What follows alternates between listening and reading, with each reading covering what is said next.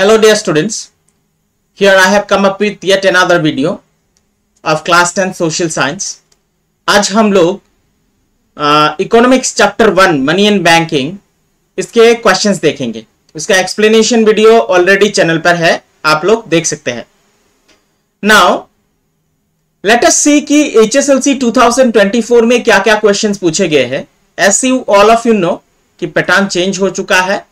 सो हमें पिछले साल का जो पैटर्न था, मतलब HSLC 2024 23-24, ओके, वो पैटर्न थोड़ा हम लोग देखते हैं.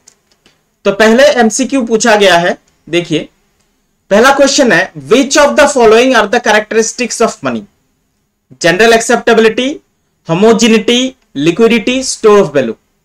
तो मनी का तो सारा ही कैरेक्टरिस्टिक्स है, so all the above answer हो जाएगा आपका. सेकंड क्वेश्चन पूछा गया, नीचे दिए गए सबसे दो इंपॉर्टेंट प्राइमरी फंक्शन मनी का क्या क्या होगा.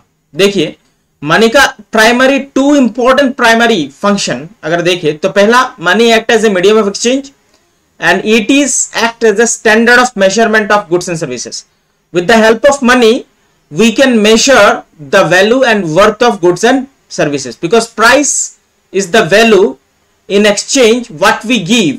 So price can be recognized as the measurement of goods and services and price is expressed in terms of money. ठीक है.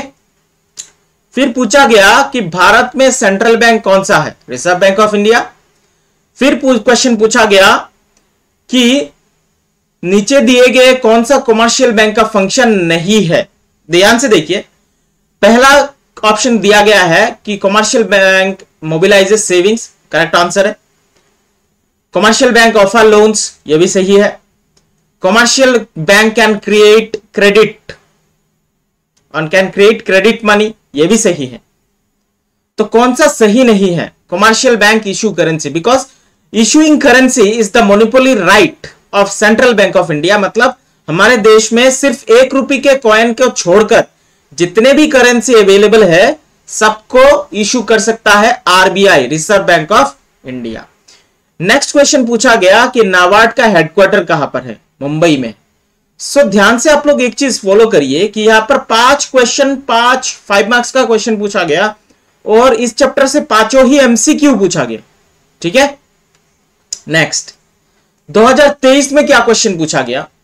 2023 में भी MCQ आए थे. क्वेश्चन यह है कि नीचे दिए गए फाइनेंशियल इंस्टीट्यूशन में जो 1990 में अपना ऑपरेशन शुरू करता है in order to promote the modernisation, expansion and create markets for the products of small industries. तो स्मॉल स्केल इंडस्ट्री की बात जब भी आती है, उसका expansion, modernisation, creating market for the products, एक ही इंस्टीट्यूशन है, उसका नाम है SIDBI, small industrial development bank of India. ठीक है. फिर बोला गया 5 stages. What are the 5 stages in the evolution of money? पहला था बार्टर सिस्टम, फिर आया एनिमल स्टैंडर्ड, फिर आया मेटेलिक करेंसी या मेटेलिक मनी, फिर आया कॉइनेज एंड देन आया पेपर मनी. पेपर मनी में भी 2 था, पहला था कन्वर्टिबल पेपर मनी और बाद में आया paper money, non convertible paper money. ठीक है. नेक्स्ट क्वेश्चन पूछा जाता है कि नीचे दिए गए कौन सा मनी का कैरेक्टरिस्टिक्स नहीं है? General acceptability, primary function, primary characteristics, liquidity, homogeneity, easily perishable good नहीं, because money is having store of value. Means money can be stored for a specific period of time and whenever the economy is in distress, whether it is for the individual और for the government, that time it can be used. So money can not be perishable good. ठीक है. तो D option correct हो जाएगा. फिर बोला currency issue करना कौन से बैंक का मोनोपोली राइट है? वो है भारत में रिजर्व बैंक ऑफ इंडिया. ठीक है. फिर देखते हैं क्या क्वेश्चन पूछा गया है. मैंने सारे तो कवर नहीं किया पर थोड़ा बहुत 2021 तक मैंने कवर किया है. ठीक है. फिर बोला गया करंट डिपॉजिट क्या है? करंट डिपॉजिट कमर्शियल बैंक में एक ऐसा खाता है, मतलब ऐसा अकाउंट है जहां पर कोई भी इंसान अपना पैसा रख सकता है और वहां से जब चाहे जितना चाहे विड्रॉ भी कर सकता है. इस करंट डिपॉजिट के ऊपर नॉर्मली जो आपका कमर्शियल बैंक होता है स्टैट्यूटरी लिक्विडिटी रेशियो और कैश रिजर्व रेशियो मेंटेन नहीं करता।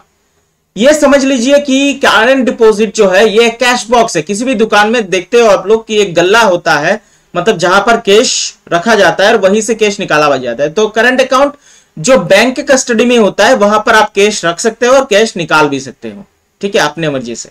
क्लियर? इसके लिए कुछ फीस तो डेफिनेटली बैंक को देना पड़ता है।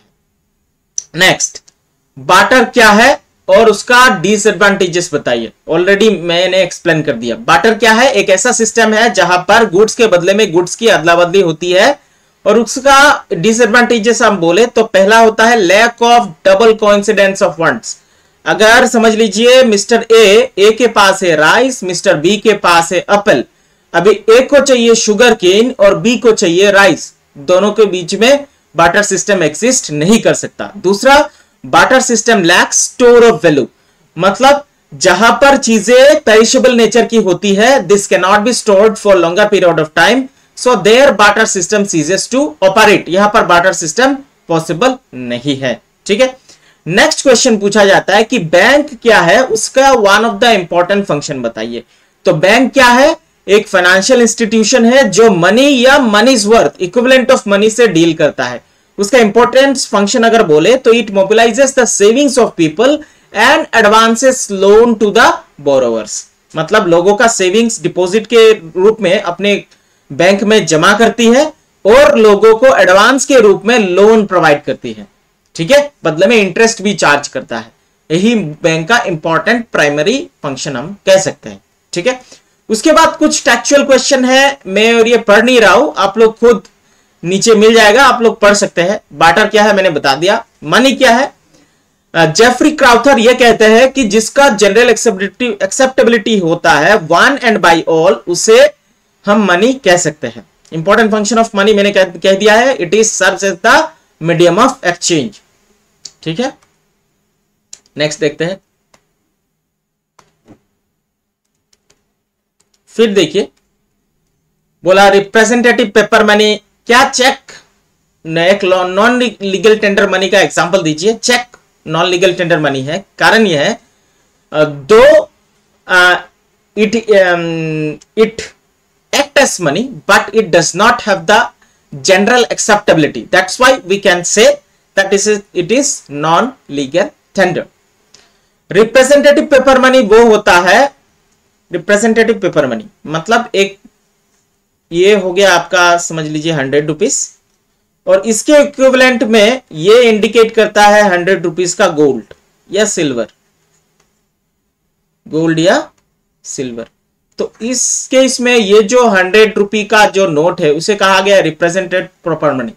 ये जब भी ट्रांजैक्शन होगा इस 100 का, बाद में एक्चुअल में गोल्ड या सिल्वर शेयर करना पड़ेगा, ठीक है ना। बैंक वगैरह क्या है मैं ऑलरेडी बता चुका हूं। सम ऑफ द इंपॉर्टेंट क्वेश्चन से आप देख सकते हो। फिर देखते हैं short answer tough question. Double coincidence of want मैं ऑलरेडी बता चुका हूं। स्टोर ऑफ वैल्यू बता दिया है। मनी का मोस्ट इंपॉर्टेंट कैरेक्टरिस्टिक्स कौन सा है और बताइए। एक तो है it serves as the medium of exchange, it has general acceptability, इसी यही सबसे इंपॉर्टेंट फंक्शन है मनी का, that it has general acceptability, हर कोई इसे एक्सेप्ट करता है, and it is also supported by the law of the land. फिर बोला लिक्विडिटी ऑफ मनी क्या है। मनी का लिक्विडिटी का मतलब it can be easily convertible into goods and services by the holder of the money as per his own wish, ठीक है। ये जो लिक्विडिटी है मनी में सबसे ज्यादा होता है in comparison to other assets, जैसे कि लैंड हो गया, गोल्ड, सिल्वर, कोई भी बॉन्ड्स वगैरह हो गया। बट सबसे इंपॉर्टेंट फंक्शन जो लिक्विड फंक्शन है मनी का वही है कि it is easily convertible into goods and services as per the wish of the holder, ठीक है।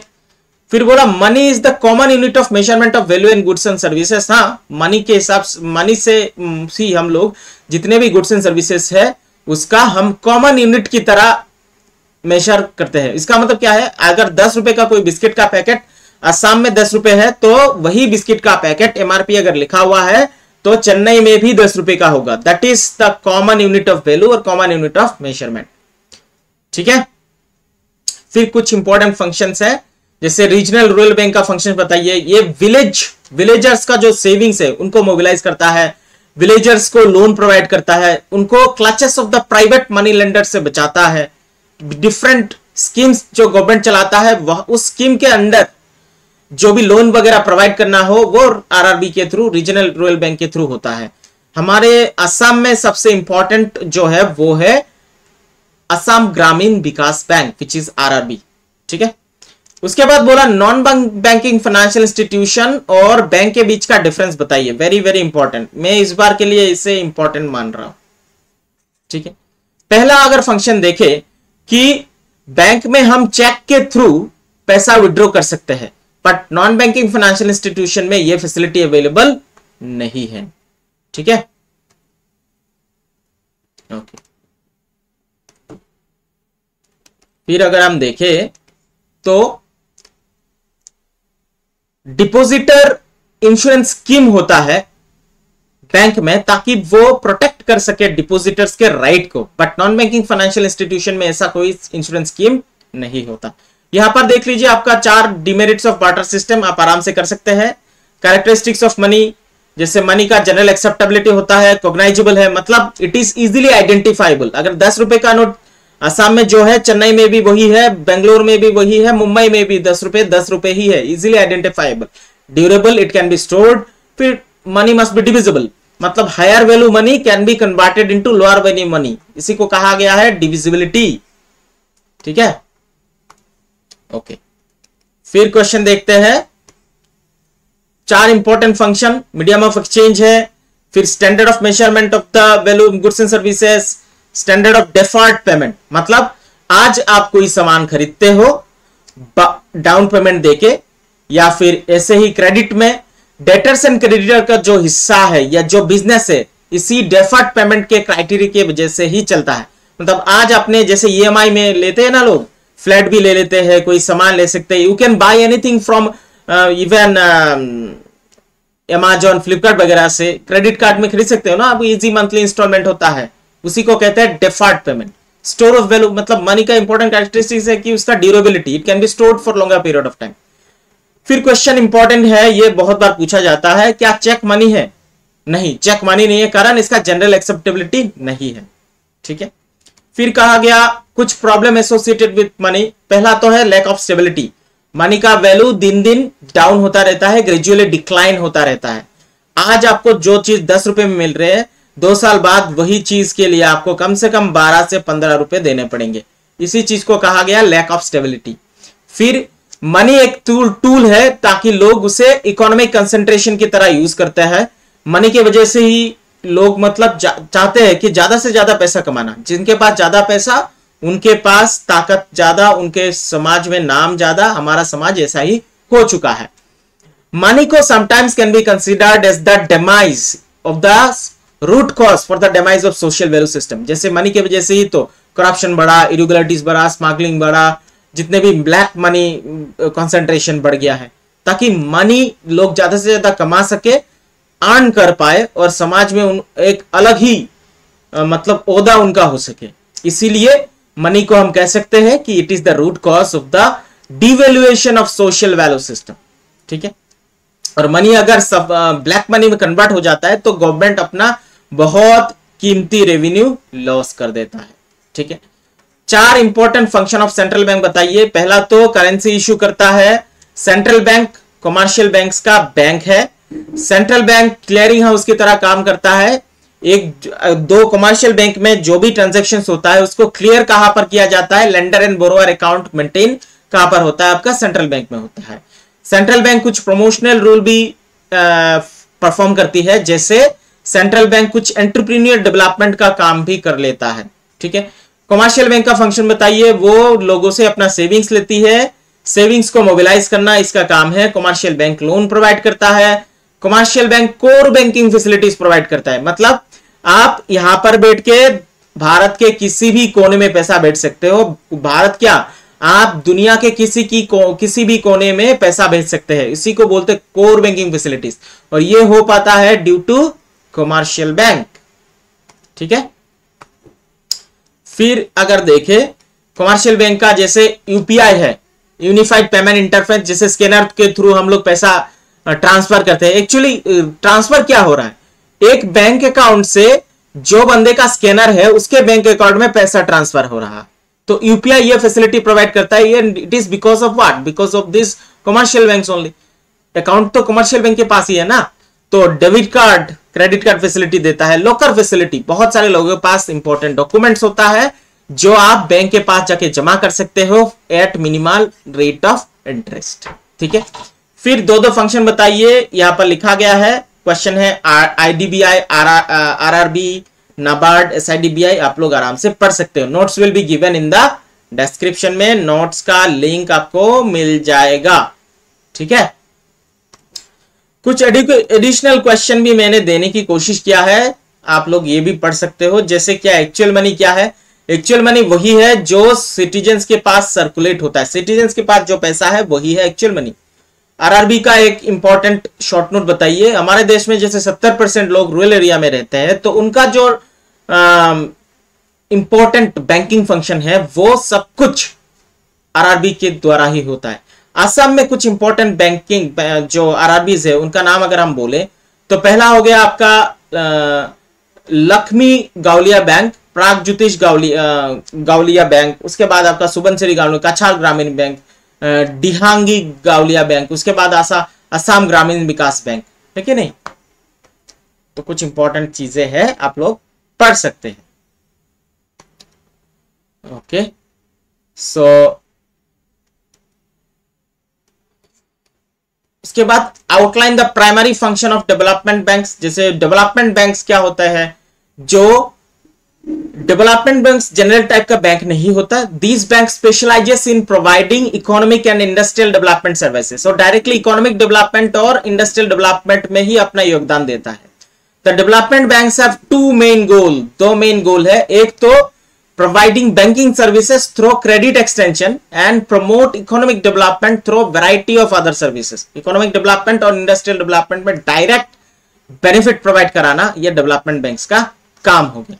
ठीक है, कुछ important देख लीजिए कि MCQ, दो MCQ है। मेन प्रॉब्लम जहां पर double coincidence of want barter system में राइज होता है, कारण trading issues. What is the main problem when there is lack of double coincidence of wants? जब होगा तो क्या प्रॉब्लम राइज होगा? ट्रेडिंग बिजनेस होगा ही नहीं, है कि नहीं? यूनिट ऑफ मनी इंडिया में क्या है? रुपी। मैं क्वेश्चन देता हूं आप लोगों को, ये दो चीज मतलब कमेंट बॉक्स में कमेंट करना है।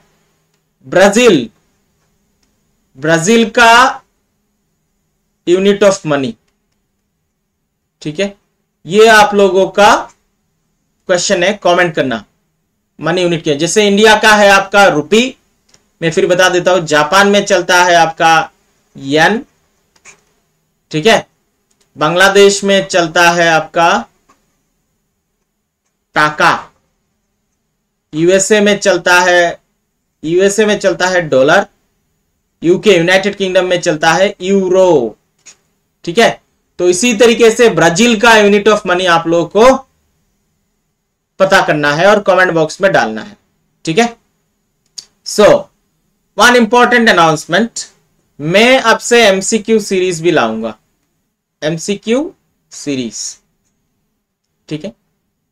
और इस वीडियो के नीचे जो डिस्क्रिप्शन रहेगा उसमें आप लोगों को इस वीडियो का जो पीडीएफ है वो पीडीएफ लिंक मिलेगा, बट पीडीएफ प्रोटेक्टेड रहेगी।